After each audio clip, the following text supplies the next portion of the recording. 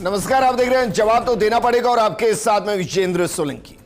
एक ऐसा नेटवर्क जो खामोशी के साथ एक ऐसी साजिश को रचता है जिसका मकसद हिंदुस्तान को दहलाना है। एक ऐसी साजिश जिसके तार सरहद पार बैठे आकाओं तक पहुंचते हैं। गुजरात में जैश ए मोहम्मद के मॉड्यूल का पर्दाफाश हुआ है। 5 संदिग्ध गिरफ्तार किए गए हैं और याद कीजिए 14 दिन पहले 8 संदिग्ध आतंकियों को भी शिकंजे में लिया गया। जांच एजेंसियां अब तलाश रही है इस पूरी चेन को कैसे डिकोड किया जाए। अंदाजा लगाइए, युवाओं को कट्टरपंथ के रास्ते पर धकेलने और आतंकी नेटवर्क खड़ा करने की कोशिश हो रही है, क्योंकि जानकारी यह सामने आई कि ये गुजरात में टेररिस्ट नेटवर्क फैलाने का काम कर रहे थे। इन्हीं में से एक ने टाइम बम बनाने की कोशिश की, हालांकि उसका यह प्रयोग असफल रहा। अब सवाल यह कि क्या यह सिर्फ कुछ लोगों का नेटवर्क था या इसके पीछे कोई बड़ा प्लान तैयार हो रहा था। सवाल यह भी है कि जैश ए मोहम्मद का नाम भारत के खिलाफ हुए कई बड़े आतंकी हमलों में पहले ही सामने आ चुका है। फिर बात चाहे संसद हमले की हो, पठानकोट की हो, उरी और पुलवामा की हो, ये वो नाम है जिनके जख्म देश आज भी महसूस करता है। सवाल यह कि उस नेटवर्क के खिलाफ जो देश की सुरक्षा और निर्दोष लोगों की जिंदगी के लिए खतरा बनता है। और जानते हैं सबसे खौफनाक क्या है? ये हमारे बीच के वो लोग हैं जो हमारे लिए खतरनाक हैं। ये वो लोग हैं जो हिंदुस्तान में रहते हैं, हिंदुस्तान को रक्त रंजित करने की साजिश रखते हैं।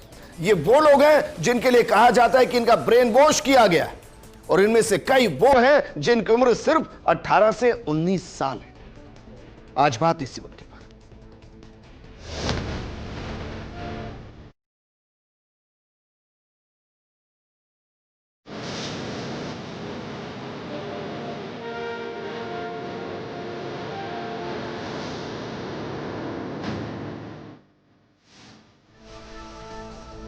ये जो आपको पीछे तस्वीरें दिखा रहे हैं, इनमें से कोई ऐसा नहीं होगा जिसको नहीं पता होगा कि वो क्या कर रहे हैं। और मैं ब्रेन वॉश जैसे शब्द के खिलाफ इसलिए हूं क्योंकि ब्रेन वॉश के दौरान भी उसको पता है कि मैं क्या कर रहा हूं, लेकिन कुछ ऐसे ख्वाब वो पाल कर बैठा है कि मानो उसको जन्नत यहां जीते जी मिलेगी। लेकिन क्या वाकई में इतने लंबे वक्त के बाद भी हम अपने युवाओं को यह समझा नहीं पा रहे हैं कि यह रास्ता सही नहीं, या फिर वो जिस रास्ते पर चल रहे हैं उसमें यही सिखाया जा रहा है और यह संख्या बेहद कम है जो दिखाई दे रही है। इस मुद्दे पर बातचीत के लिए हमारे साथ मौजूद हैं जयपाल सिंह मांडोता, बीजेपी प्रवक्ता के तौर पर, प्रतीक सिंह जी कांग्रेस प्रवक्ता के तौर पर, कर्नल देवानंद रक्षा विशेषज्ञ के तौर पर, और राजेंद्र त्यागी रिटायर्ड पुलिस अधिकारी के तौर पर। राजेंद्र जी, शुरुआत में आपके साथ करना चाहूंगा। सर, मुझे नहीं समझ में आता सर कि क्या चल रहा होता है। एक बच्चे का ब्रेन वॉश हो जाता है 18-19 साल की उम्र में, उसको आतंकवादी बनने की ट्रेनिंग दी जाती है, बम बनाने की ट्रेनिंग दी जाती है। क्या माता पिता को कुछ नहीं पता कि चल क्या रहा है घर में, बच्चे के साथ क्या चल रहा है?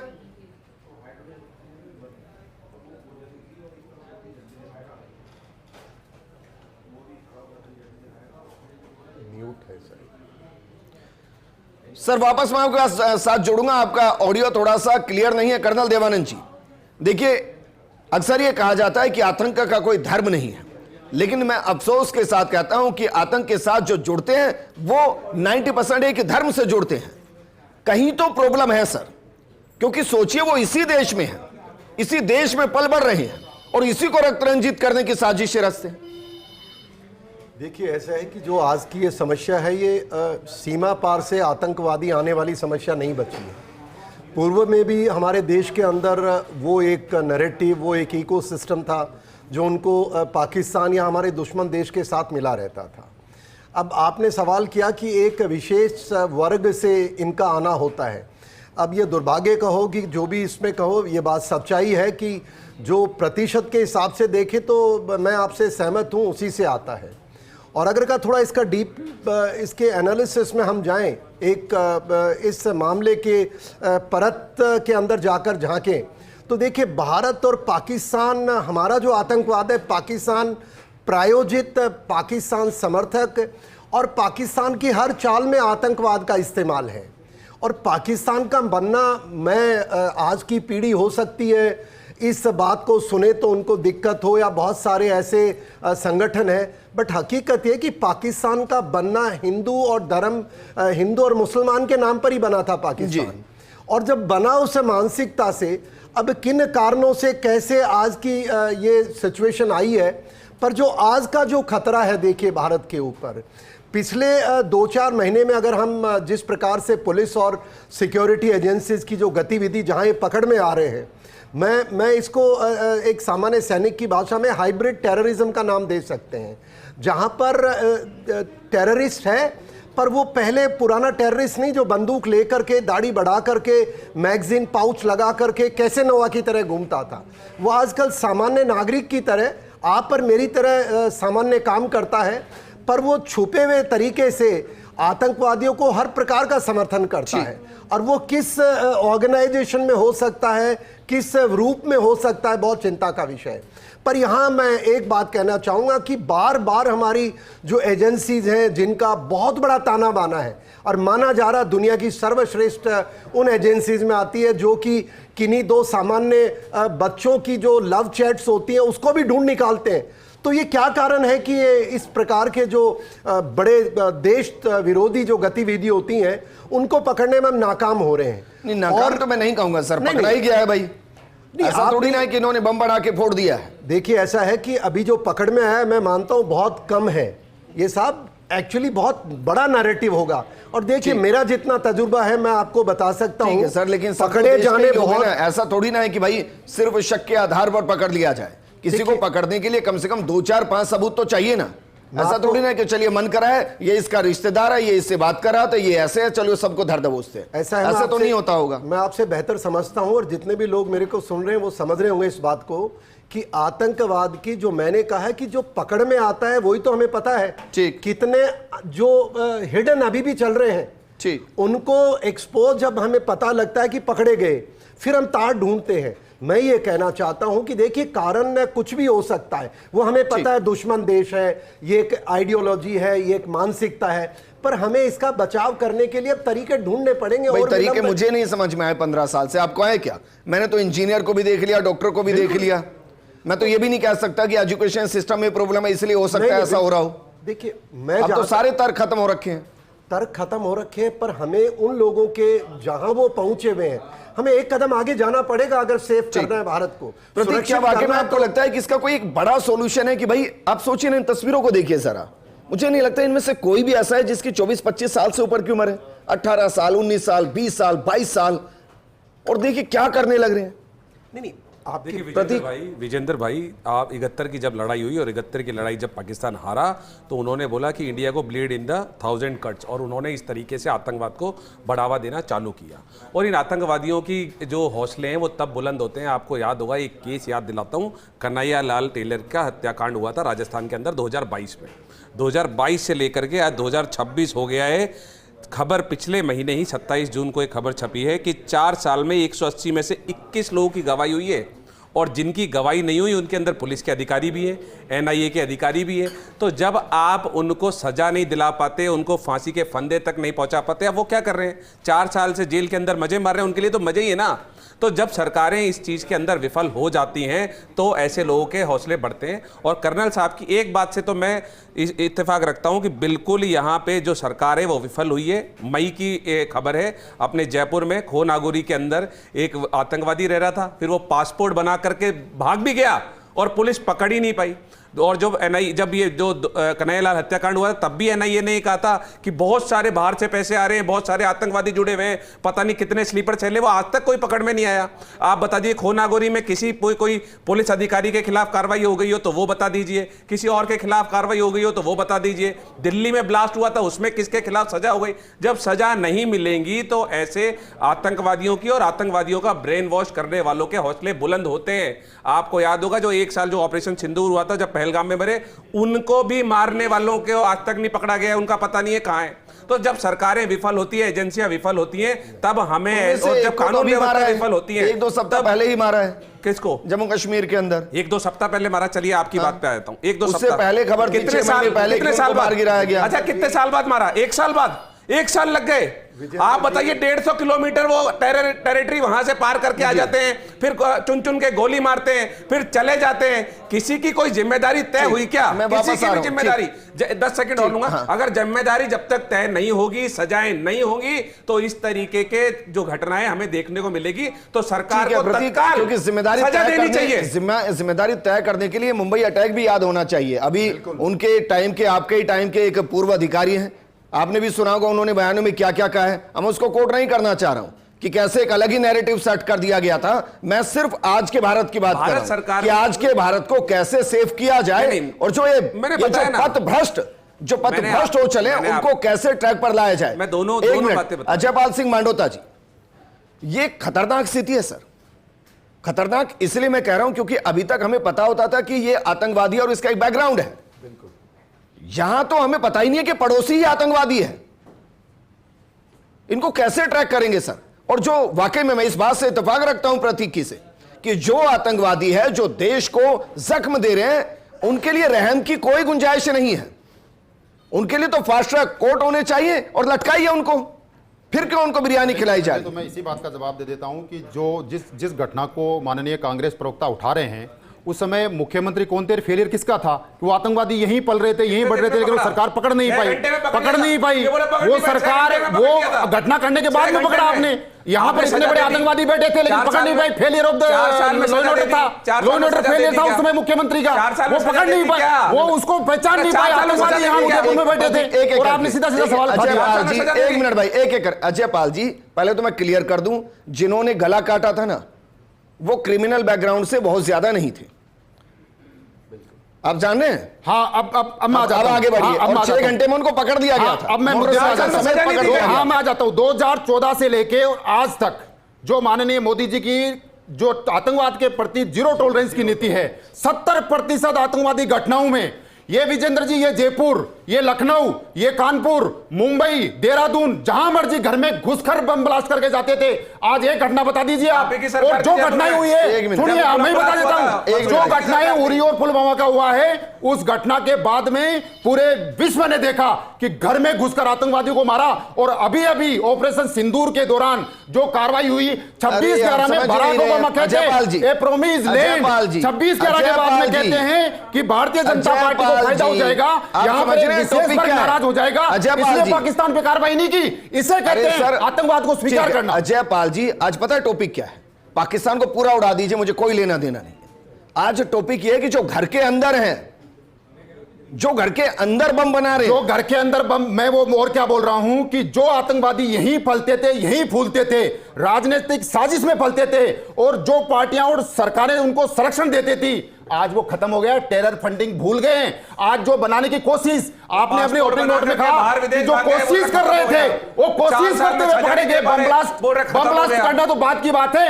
ये कांग्रेस सरकारों के दौरान याद कीजिए जेकेएलएफ को क्या कहा पाकिस्तान में। अभी जेकेएलएफ ने 2025 में यासीन मलिक ने कोर्ट के अंदर एफिडेविट दिया है कि माननीय मनमोहन सिंह जी भारत की शांति वार्ता को आगे बढ़ाने के लिए हाफिज सईद से हाथ मिलने के लिए बोला है। ये बातें कोर्ट में हल्फनामे दिए जा रहे हैं। 26/11 के उस अटैक को कौन भूल सकता है? पाकिस्तान में कार्रवाई क्यों नहीं की? ये बराक ओबामा प्रोमिस लैंड में लिखते हैं कि इससे बीजेपी को फायदा हो सकता है, एक विशेष वर्ग को लाभ हो सकता है। ये कांग्रेस पार्टी का बलवित और पोषित आतंकवाद 12 साल से नहीं चलेगा। जयपाल सिंह जी, 12 साल से मोदी सरकार है, बिल्कुल है या नहीं है? बिल्कुल है। अब जो ये 18, 19 साल के हैं, ये तो जब यूपीए गया होगा तो 5, 6 साल के होंगे। विजेंद्र भाई टोटल 20 साल का डाटा दे रहा हूं। 11,453 आतंकवादी घटनाएं हुई है, 11,453, जिसके दौरान 2004 से 2013 तक 9321 आतंकवादी घटनाएं, और 2014 से 2025 आप देख लीजिए गूगल करके, मात्र 2132। तो यह कम नहीं हुई क्या? यह कार्रवाई है, जीरो टॉलरेंस की नीति है कि आतंकवादी कहीं भी हो उसको पनपाने वाले घर में घुस के मारेंगे। ये माननीय मोदी मेरी नीति है। राजेंद्र त्यागी जी, आपको आवाज आ रही है मेरी? जी सर, मेरा सवाल यह है कि जब इस तरीके के एक्शन होते हैं तो सबूत कितने प्रमाणित होते हैं? और दूसरा, क्या हम इसको एक स्वेटर के धागे की तरह देख सकते हैं कि भाई हमारे हाथ में कड़ी आ गई है, अब पूरी चेन को उधेड़ दिया जाएगा? या आपको लगता है कि चेन इतनी ब्रेक होती है कि एक से दूसरे तक पहुंचना ही बहुत मुश्किल हो जाता है? नहीं नहीं, बिल्कुल विजेंद्र जी, यदि चैन पकड़ी जाती है जैसे अभी ये पकड़े गए जी। हैं, और इस चैन को पूरा डेवलप किया जाएगा, और इनके कनेक्शन कहाँ हैं, कौन इनको उकसा रहा है, कौन इनको फंड दे रहा है, कहाँ से इनको सारा ज्ञान मिल रहा है, हर चीज के ऊपर जब तक ये नहीं होगी, जैसे आपने बताया स्वेटर का अंतिम छोर तक नहीं पकड़ा जाएगा तब तक ये नहीं पकड़ा है, मतलब इनका ट्रेस आउट पूरा करना पड़ेगा। यदि आपने मात्र इनको छोड़ दिया, इनके पीछे कोई ना कोई इनके आका हैं जो इनको ब्रेन वॉश भी कर रहे हैं। आपने कहा ब्रेन वॉश, आपने इनकी शिक्षा देखी, इनकी शिक्षा प्रारंभिक शिक्षा मदरसों में होती है, जहां आपने देखा हो ये रट रट के उस चीज को करते हैं। आप इनको कोई इनकी जो धार्मिक शिक्षा है आपने देखी कितनी धार्मिक, उससे ये शिक्षा लेते हैं। जब ये सिर्फ अपनी धार्मिक शिक्षा पे ही रहते हैं, इनको देश से या राष्ट्र प्रेम से कोई मतलब नहीं है। इनको तो एक ही शिक्षा दी जाती है, कैसे हम इन जो हमारे जिहादी बने और कैसे इनका दूसरों का अपमान करें या उनको मारें या उनका आतंकवाद बने। ना ये मदरसों में ट्रेनिंग दी जाती है सर, जरा मदरसों के नाम बताइए जहां ये ट्रेनिंग दी जा रही है। आप ये तैयार कहां से हो रहे हैं? ये कोई घर पे तैयार कोई नहीं हो रहे हैं, घर वालों ने तैयार नहीं किया इनको। नहीं मैं आपके इस बयान के साथ बिल्कुल भी नहीं हूं सर। भाई मैं ये कह रहा हूं अगर मदरसे आतंकी फैक्ट्री है, अगर मदरसे आतंकी फैक्ट्री है तो बंद करो। बंद तो नहीं हो रहे हैं। हर एक नहीं, मैं उनको ये नहीं करूँ हर मदरसा इसका है। आप ये देखिए, आप यदि इनकी तो फिर आप इसको ऐसे कहिए सर।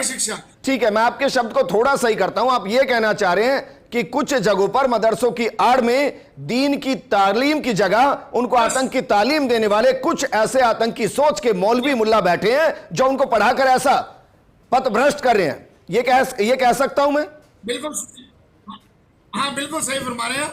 यही मेरा मकसद है जी कि वो लोग। तो मुझे बताइए, इससे पहले आपने देखा था दिल्ली ब्लास्ट के अंदर जो पकड़े गए थे और उसके बाद जो पकड़े गए थे, कोई इंजीनियर था, कोई डॉक्टर था, वो भी वहीं से लेके आए हैं तालीम।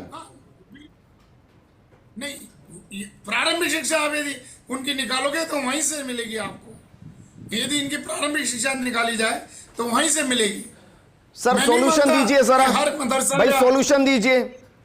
ये 18-20 साल के बच्चे क्या ही करेंगे अब आगे चल के? हाँ, मेरा सोल्यूशन इसका ये है कि इनकी प्रारंभिक शिक्षा में देशभक्ति के बारे में थोड़ा ज्ञान दिया जाए।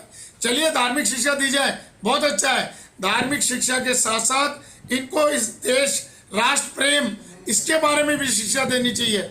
ये नहीं कि धर्म से पहले हमारा, इनको संविधान के बारे में शिक्षा देनी चाहिए कि भाई हमारे जो धर्म से पहले यदि माना जाए तो हमारा संविधान है जिससे देश चल रहा है, उस संविधान के प्रति भी इनकी जवाबदेही होनी चाहिए। इनको इसके बारे में ज्ञान होना चाहिए। प्रतीक, आपको लगता है कि क्या वाकई में दीनी जो तालीम है वो एक बड़ी समस्या है, या कुछ लोग ऐसे बैठे हुए हैं जो अपने चंद प्रॉफिट के लिए इनको टूल बनाते हैं, बच्चों को टूल बनाते? विजेंद्र भाई, अभी JKLF की बात हुई थी आपकी डिबेट में, तो मैं मेरे जो बीजेपी के प्रवक्ता है उनका थोड़ा ज्ञानवर्धन कर देता हूँ। सैफुल्ला फारूक जो कश्मीरी पंडितों का हत्यारा था, 10 साल जेल में रहा, उसे बीजेपी ने वार्ड नंबर 33 श्रीनगर से टिकट दिया पार्षद का। उसके बाद आता हूँ तालिक अहमद मीर, पाकिस्तान से हथियार सप्लाई करता था, 2014 में शोपिया के वाची से भाजपा ने विधानसभा का टिकट दिया। उसके बाद तालिब हुसैन, भाजपा के अल्पसंख्यक प्रभारी का मोर्चा का प्रभारी था। उसके बाद प्रदीप कुलरकर आ जाइए, उसके बाद ध्रुव सक्सेना आ जाइए, उसके बाद निरंजन होजोई आ जाइए, उसके बाद रिजाज अटारी आ जाइए। तो ये सारे भाजपा के आतंकवादी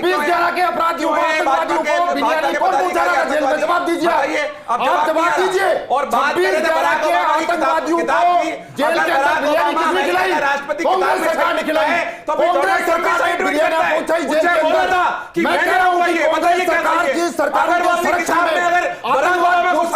तो फिर आप दिल्ली में रेड टारगेट किसी को जवाब दीजिए।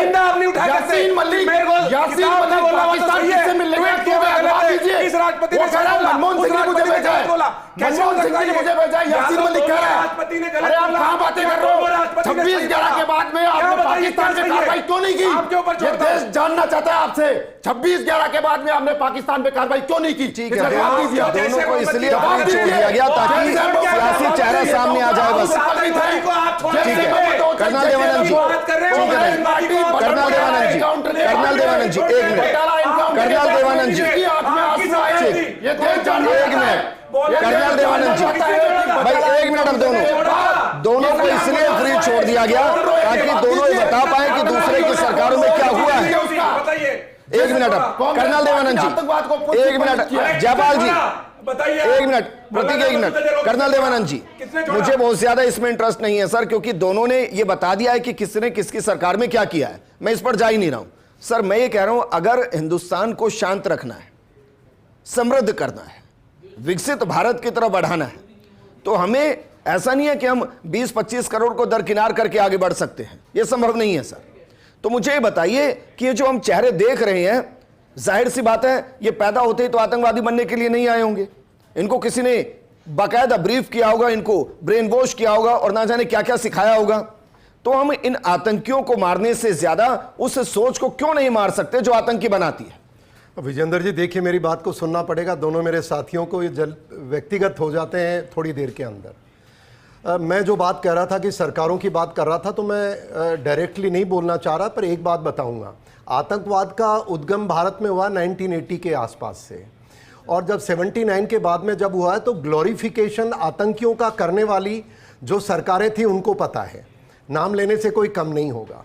प्रधानमंत्री लेवल के आदमी अगर आतंकवादियों से मिलकर के, और उसने हत्या की हमारी, मैं उस समय सेना में था, तो मैं कोई हवा में बात नहीं कर रहा हूं, तर्क कुतर्क के लिए नहीं बोल। आप शांत रहें, आप शांत रहें, बोलने दें, मैं आपके बीच में नहीं बोलना।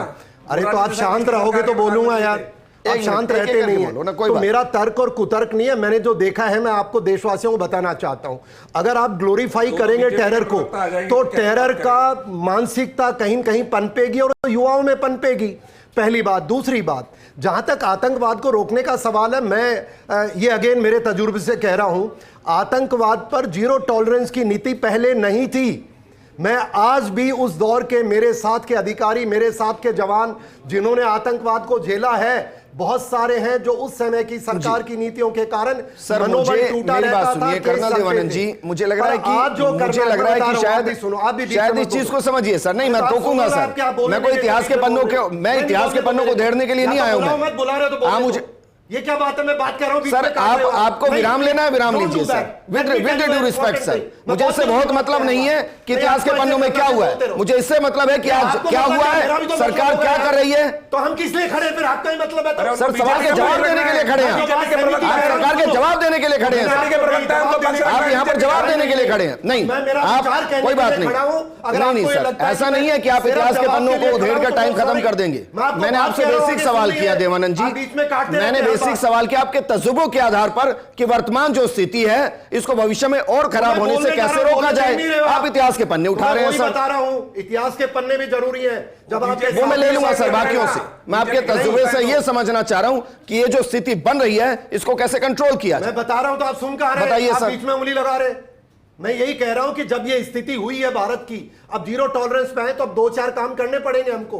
पहला काम है कि लांछन लगाने से कुछ नहीं होगा, जो करना है, जो रेडिकलाइजेशन हुआ है और वो एक दिन में नहीं होता है, उसको डीरेडिकलाइजेशन के तरीके ढूंढने पड़ेंगे। और दूसरा तरीका यह है कि ये जो बैठ करके हम जो एक दूसरे पे इल्जाम लगाते रहते हैं, तुम्हारे टाइम में ये, आज ये बंद नहीं होगा, तो पब्लिक को डिबेट में सुनने को क्या मिलेगा। आप सुना क्या रहे एक दूसरे के, तो हम सबको पता है। और दूसरी चीज है जो भारत की जीरो टॉलरेंस की नीति है, सारे देश को एक साथ खड़े होकर के उस टेरर का मुकाबला करना पड़ेगा। और जो हमारे पुलिस के अधिकारी हैं, सैन्य अधिकारी हैं, मीडिया है, जो एक साथ मिलकर लड़ने की कोशिश कर रहा है, उसको रोकने वाले लोगों को स्पेस कम करनी पड़ेगी। चलिए देवानंद जी, एक मिनट भाई, नहीं अब रुक जाइए भाई, नहीं मुझे उम्मीद थी कि देवानंद जी मैं बार बार एक ही सवाल कर रहा हूँ। एक मिनट भाई, मैं बार बार एक ही सवाल कर रहा हूँ कि भाई जो इस तरीके से इनके ब्रेन वॉश किए जाते हैं इसको कैसे रोका जाए। अरे कन्हैया लाल, ये जो ब्रेन वॉश हुए हैं इनको कैसे रोका जाए, जिसके पिता कोई जवाब नहीं दे रहा। आपके लिए छोटा राजेंद्र त्यागी जी, उनके बच्चों राजेंद्र त्यागी जी, छोटा आदमी होगा। राजेंद्र त्यागी जी, आप समझिए, मुझे कोई फर्क नहीं पड़ रहा है कि 1980 में क्या हुआ, 1990 में क्या हुआ, किसने ग्लोरीफाई किया, जो पीएम हो गया, किसने कहां टिकट दिया। मुझे इससे फर्क पड़ रहा है कि आज का जो 18-19 साल का, 20 साल का जो नौजवान है वो हथियार बना रहा है, वो अपने पड़ोस में बम फोड़ने की कोशिश कर रहा है, उसको कोई लेना देना नहीं। 1980 में वो पैदा भी नहीं हुआ होगा, लेकिन आज ये स्थिति है सर, हमें इसको कंट्रोल करना पड़ेगा, इतिहास के पन्ने खंगालने से नहीं होंगे सर। आप सही कह रहे हैं। नहीं, बिल्कुल कंट्रोल करना पड़ेगा। और मैं आपको विजेंद्र जी बता रहा हूं इसमें इसको शिक्षा का सबसे बड़ा योगदान शिक्षा का ही होगा। ठीक। यदि ये शिक्षित होंगे और उस समझदारी से काम लेंगे तो शिक्षा यदि इनको सही मिल रही है और इनको घर का एनवायरनमेंट सही मिल रहा है तभी इसमें चेंज आ सकता है। तो आप ये कह रहे हैं एक देश एक विधान एक पहचान एक निशान एक एजुकेशन सिस्टम होना चाहिए जो प्राइमरी से लेकर हायर एजुकेशन तक।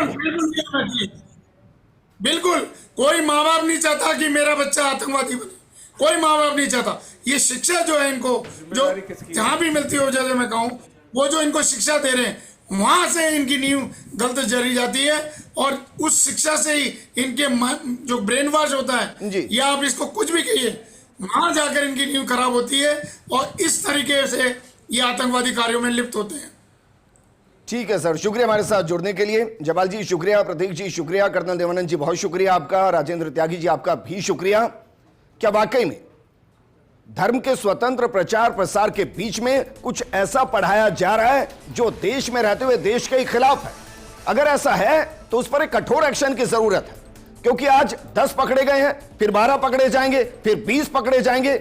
महत्वपूर्ण यह है कि वो बन क्यों रहे हैं और उनको कैसे खत्म किया जा सकता है उस सोच को जो देश में रहते हुए देश के विरोध में है। वरना इतिहास उठाइए, ये लगातार पकड़े जा रहे हैं और सबके पीछे एक ही चीज है, वो जन्नत का ख्वाब जो शायद जीते जी किसी ने देखा नहीं और मरने के बाद होता क्या है कोई जानता नहीं। सरकार को कुछ कठोर एक्शन लेने पड़ेंगे और उसके लिए अगर एजुकेशन पॉलिसी ही चेंज करनी है तो कर देनी चाहिए, क्योंकि राष्ट्र सर्वप्रथम है। इस प्रोग्राम में फिलहाल इतना ही। नमस्कार।